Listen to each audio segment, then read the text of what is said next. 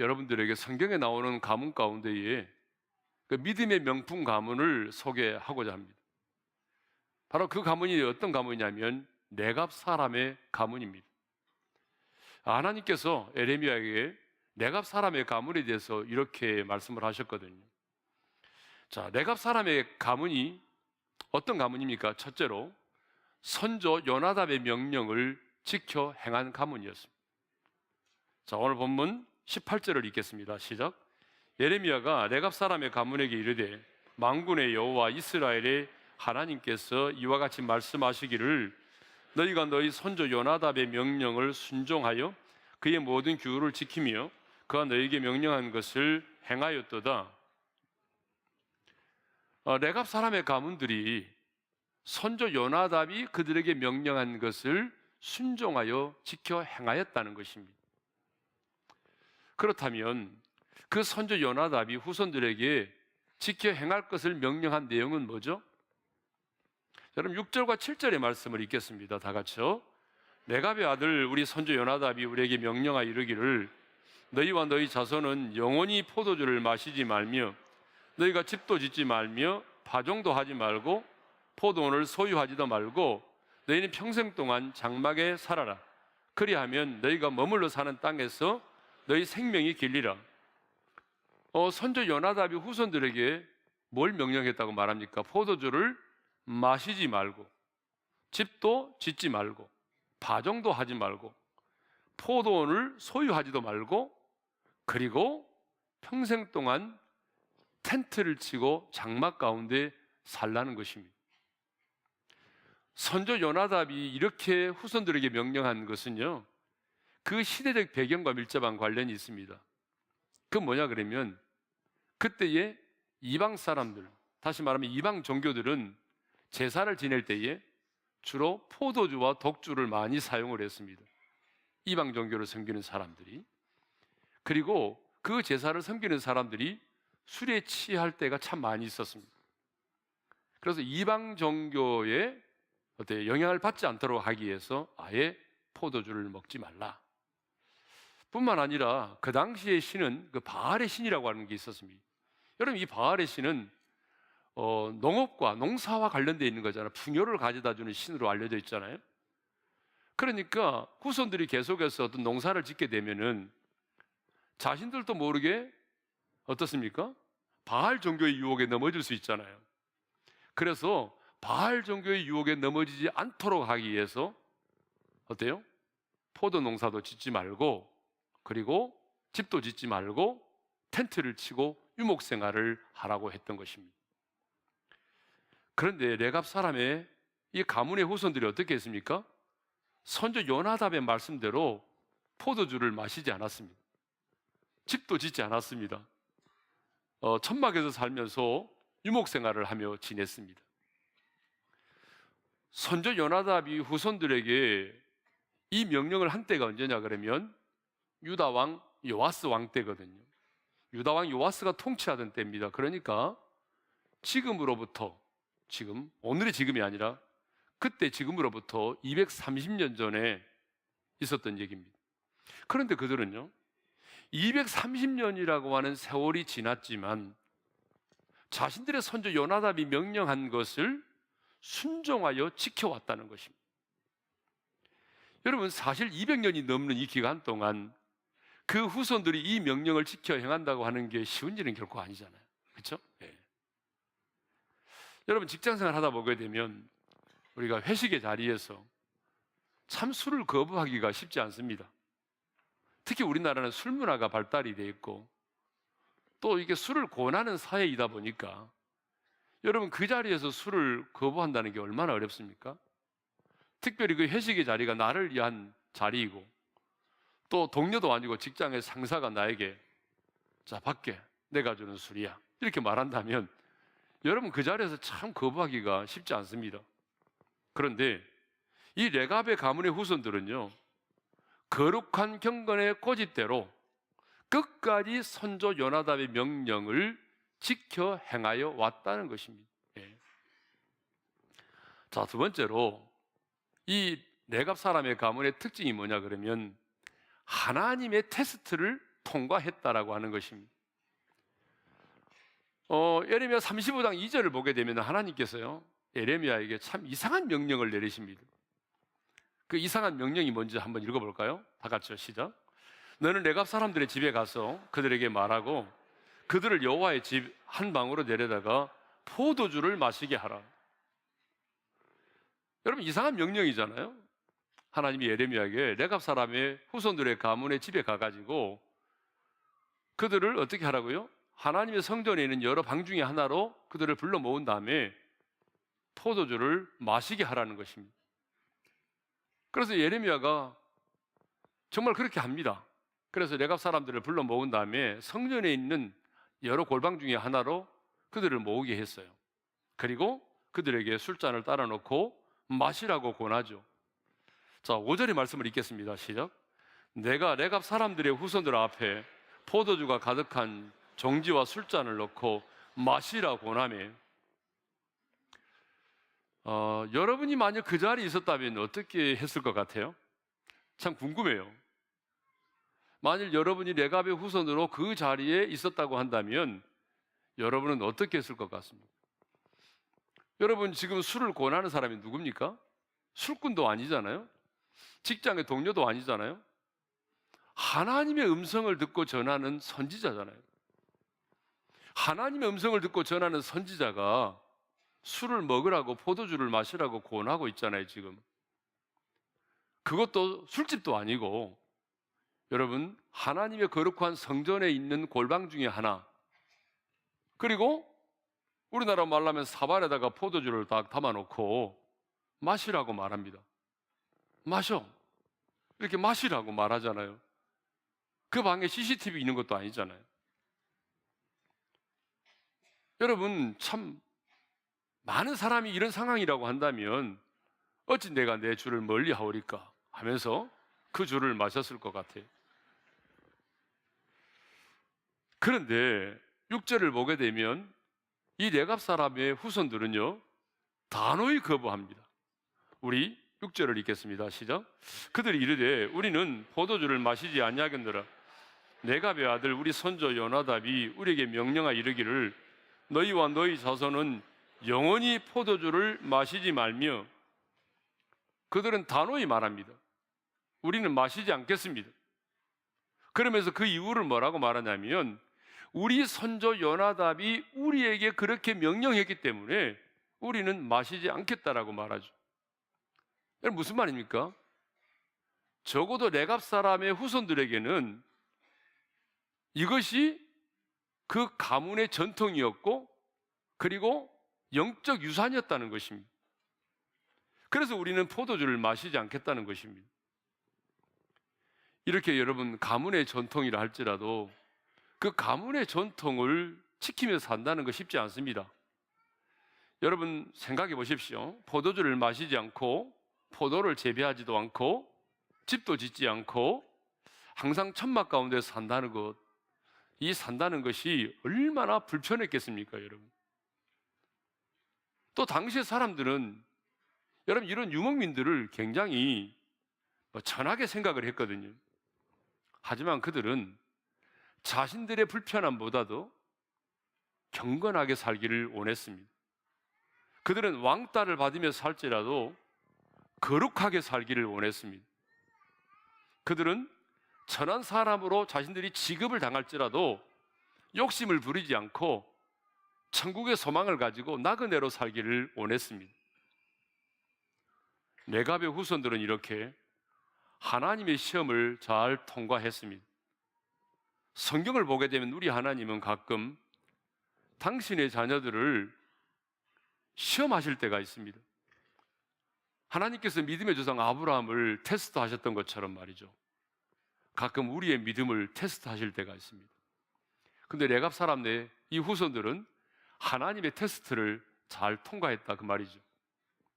그러면 이제 왜 레갑의 가문이 믿음의 명품 가문인지를 생각해 보도록 하겠습니다. 왜 레갑의 가문이 믿음의 명품 가문이냐 하면, 첫째로 하나님으로부터 인정과 칭찬을 받았다는 것입니다. 여러분, 14절의 말씀을 한번 읽겠습니다. 다 같이요. 레갑의 아들 요나답이 그의 자손에게 포도주를 마시지 말라 한 그 명령은 실행되도다. 그들은 그 선조의 명령을 순종하여 오늘까지 마시지 아니하거늘 내가 너희에게 말하고 끊임없이 말하여도 너희는 내게 순종하지 아니하도다. 하나님께서요, 지금 택한 선민 이스라엘 백성들을 책망하시면서 하신 말씀입니다. 보아라, 저 레갑의 후손들은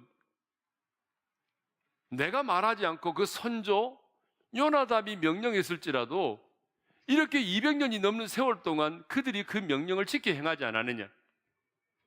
그런데 택한 선민 너희는 내가 너희에게 말하고 끊임없이 말하였지만 너희는 내게 순종하지 아니하였다. 하나님은 순종치 아니한 이스라엘 백성들을 책망하시면서 여러분, 이 레갑 족속의 후손들에 대해서는 하나님이 인정하시고 칭찬을 하셨습니다. 사실 이 레갑 족속은요, 이스라엘 백성들이 아니잖아요. 택한 선민도 아니잖아요. 레갑 족속은 모세의 장인 이드로의 아들 호합의 후손들로 겐 족속의 사람들입니다. 이 겐 족속들 중에서 이스라엘 백성들을 따라서 가나안에 정착한 족속이 바로 레갑 족속이고요. 그 레갑의 큰아들 장남이 바로 요나답입니다. 그런데 이 레갑 족속들이 200년이 넘는 세월 동안에 선조 요나답의 명령을 순종하여 지켜왔다는 것입니다. 여러분, 200년이 넘는 세월 동안 그 후손들이 이 거룩한 경건의 고집을 가지고 살아왔습니다. 그런데 하나님은 아브라함의 후손들은 책망하시고 레갑 가문의 후손들은 도리어 인정하시고 그리고 칭찬을 하셨습니다. 인간적으로 보게 되면요, 이 레갑 가문의 사람들은 별 볼 일 없는 가문입니다. 그럼에도 불구하고 그들은 하나님께로부터 인정과 칭찬을 받았습니다. 그렇게 사는 것이 불편했고 힘들었지만 때로는 왕따를 당하기도 했지만 그들은 하나님께로부터 인정과 칭찬을 받았습니다. 그렇다면 여러분, 어떤 가문이 믿음의 명품 가문일까요? 여러분, 어떤 가문이 믿음의 명품 가문일까요? 인간적으로는요, 내세울 것이 별로 없어도, 인간적으로는 별 볼 일 없어도 거룩한 경건의 고집을 가지고 말씀대로 순종하여 하나님께로부터 인정과 칭찬을 받는 그 가문이 아니겠습니까? 저는 우리 오린교회 성도들의 가문이 이 레갑의 가문처럼 인생을 살면서 좀 불편해도 왕따를 당해도 거룩한 경건의 고집을 가지고 하나님의 말씀대로 순종해서 하나님께 인정과 칭찬을 받는 그런 믿음의 명품 가문이 되기를 주님의 이름으로 축원합니다. 이 둘째로, 하나님 앞에 설 사람이 영원히 끊어지지 않는 가문이 바로 명품 가문인 것이죠. 19절의 말씀을 읽겠습니다. 다 같이요. 그러므로 만군의 여호와 이스라엘의 하나님께서 이와 같이 말씀하시니라. 레갑의 아들 요나답에게서 내 앞에 설 사람이 영원히 끊어지지 아니하리라 하시니라. 한번 따라서 합시다. 내 앞에 설 사람이 영원히 끊어지지 아니하리라. 하나님 앞에 설 사람이 영원히 끊어지지 않는 복을 받았습니다. 그러면 하나님 앞에 설 사람이 누구겠습니까? 이방인이지만 하나님의 거룩한 성전에서 봉사하게 되는 자들을 말하는 것이죠. 오늘날로 말하면은 하나님을 예배하고 하나님의 일을 감당하는 사람이 끊어지지 않고 자손 대대로 이어졌다는 말입니다. 여러분, 이게 얼마나 큰 축복입니까? 우리의 가문의 후손들이 자손 대대로 하나님을 예배하고 그리고 그 하나님의 나라에서 충성된 일꾼으로 쓰임 받는다고 한다면 여러분, 이보다 더 큰 축복이 어디 있겠습니까? 영적으로, 역사적으로 보게 되면 이 레갑의 후손들은 그런 축복을 받았습니다. 실제로. 여러분, 느헤미야 3장 14절의 말씀을 읽겠습니다. 시작. 분문은 베닥게렘 지방을 다스리는 네갑의 아들 말기야가 중수하여 문을 세우며 문짝을 달고 자물쇠와 빗장을 갖추었고. 이 말은 무슨 말입니까? 바벨론 포로 생활을 마치고 돌아온 사람들이 예루살렘의 성벽을 재건하는 일을 했잖아요. 그 예루살렘의 성벽을 재건하는 일에 베닥게렘 지방을 다스리는 누구죠? 레갑의 아들 말기야가 중수하여 문을 세우고 문짝을 달고 자물쇠와 빗장을 갖추었다고 말하고 있습니다. 이것을 보게 되면 하나님을 예배하고 하나님의 일을 감당하는 사람들이 끊어지지 않고 자손 대대에 이어졌음을 우리가 알 수 있습니다. 내각 가문의 후손들은요, 출신 성분이 별로 좋지 않았지만 선조 요나답의 명령을 지켜 행함으로 하나님으로부터 인정과 칭찬을 받았습니다. 그리고 그 자손이 하나님 앞에서 설 사람이 영원히 끊어지지 않은 복을 받았습니다. 자손 대대로 하나님을 섬기는 특권을 소유하게 되는 복을 받았습니다. 이것을 보면 레갑의 가문은 출신 성분을 뛰어넘어서 믿음의 명품 가문이 되었습니다. 여러분, 명품이라고 하는 말은, 명품은요, 옷과 가방에만 있는 것이 아니에요. 우리의 믿음에도 명품이 있고, 여러분, 우리의 가문에도 명품이 있습니다. 그래서 명문이라는 말을 제가 오늘 쓰지 않고 명품이라는 말을 쓰는 것입니다. 하나님은 저와 여러분의 가문도 이 본문에 나오는 레갑 사람의 가문처럼 명품 가문이 되기를 원하십니다. 자, 그러면 이제 어떻게 하면 우리의 가문도 이 레갑 사람의 가문처럼 믿음의 명품 가문이 될 수 있을까요? 여러분, 이게 중요하죠. 자, 어떻게 하면 우리의 가문도 믿음의 명품 가문이 될 수 있느냐, 그 말입니다. 첫째로 신앙의 계승이 이루어져야 합니다. 레갑의 가문은 아브라함의 후손이 아니자라고 그랬잖아요. 택한 선민도 아니라고. 하지만 그들은요, 이 신앙의 계승이 이루어졌습니다. 그 선조 요나답이 포도주를 마시지도 말고 포도 농사도 짓지 말고 집도 짓지 말고 그리고 천막을 치고 살아라. 그런데 200년이 넘는 세월 동안 그 후손들이 이 명령을 지켜왔다는 거 아닙니까? 200년이 넘는 세월 동안 그 선조들이 이 명령을 지켜왔다고 하는 것. 여러분, 이방 종교를 섬기지 않고 경건한 자로 살아가기 위해서 이 명령을 지켜왔다고 하는 것은 무엇을 말합니까? 신앙생활에 단절이 없었다는 것을 말합니다. 그런데 우리 주변을 보십시오. 여러분, 예수 믿다가 낙심된 사람들이 얼마나 많습니까? 특별히 많은 젊은이들이 교회를 떠나가고 있습니다. 어머니는 권사님이고 아버지는 교회 장로님인데 여러분, 그 자식은 신앙생활을 하지 않습니다. 도대체 어떻게 그 부모가 신앙생활을 했기에, 어떻게 그 자녀를 신앙교육을 했기에 여러분, 그 자식이 하나님을 떠나고 여러분 신앙의 단절을 한단 말입니까? 수백 명이 대학에 들어가게 되면, 대학교에 들어가면요, 서너 명밖에 신앙생활을 하지 않는다는 통계가 있습니다. 나머지는 대학교에 들어간과 동시에 여러분 신앙의 해이를 느끼고 교회를 떠나고 만다는 거죠. 야베스의 기도로 널리 알려져 있는 브루스 윌킨스는 그 책에서 세 개의 의자를 가지고 오늘의 세대를 설명을 했습니다.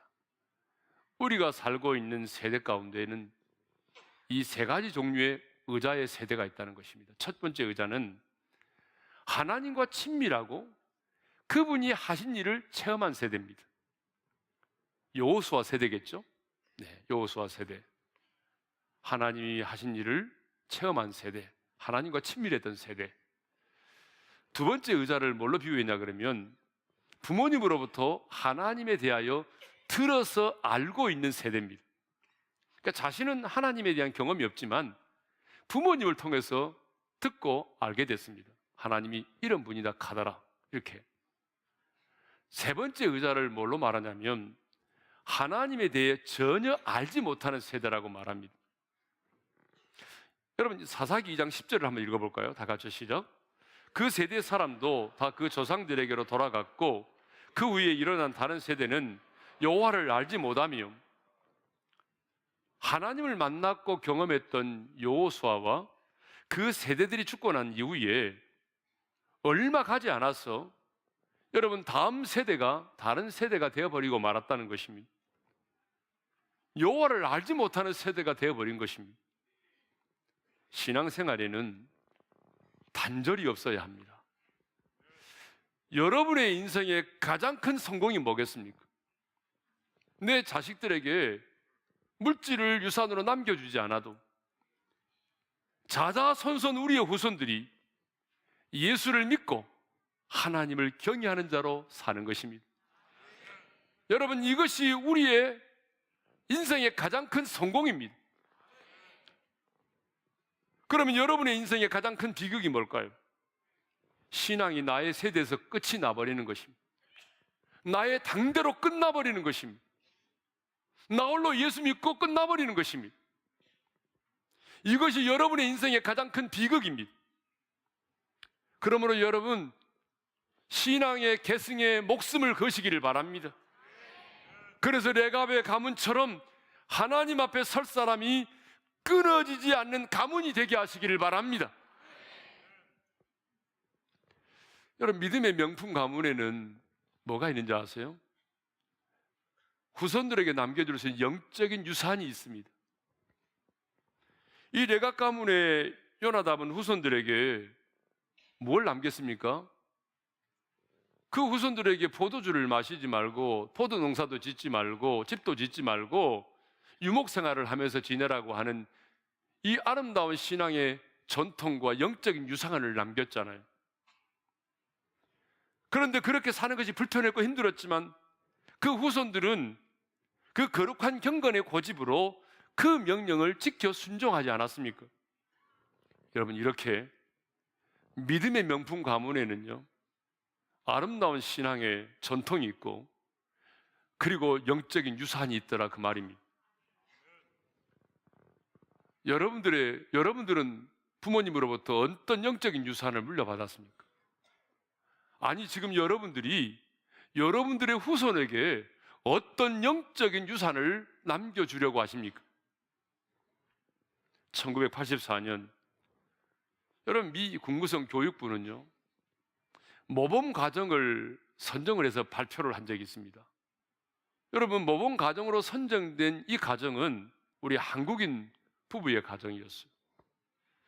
고광님, 전혜성 박사 부부의 가정이었습니다. 여러분 이 고 박사는 서울대에서 최연소 법학 교수였을 뿐만 아니라 무려 5개 부문의 학위를 가졌고요 주미공사를 지낸 분이셨습니다. 부인 전 박사는 예일대 교수로 사회학을 가르쳤습니다. 여러분 6자녀가 모두 예일대와 하버드대, 옥스퍼드대를 졸업했습니다. 3남은 미 연방정부 인권 담당 차관보를 맡기도 했습니다. 미국인들조차도 혀를 내두르며 연구 대상으로 삼은 가정입니다. 무엇이 그 자녀들로 하여금 이렇게 미국 사회에서 영향력 있는 사람이 되게 했을까요? 그것을 묻는 기자의 질문에 전 박사는 이렇게 대답을 했다고 합니다.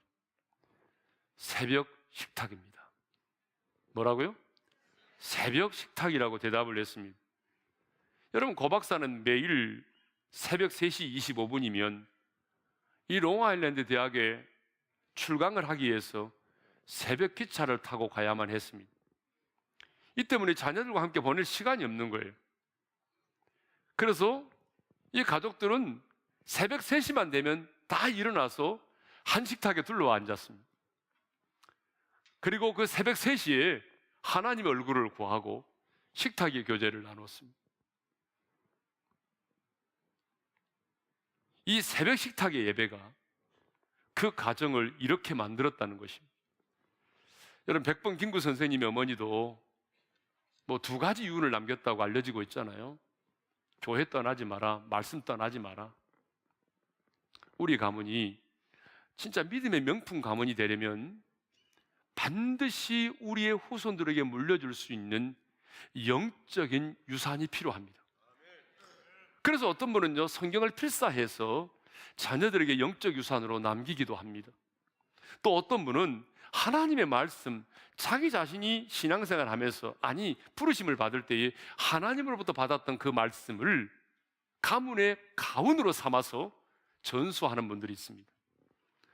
또 많은 분들은 가정 예배를 영적 유산으로 남기기도 합니다.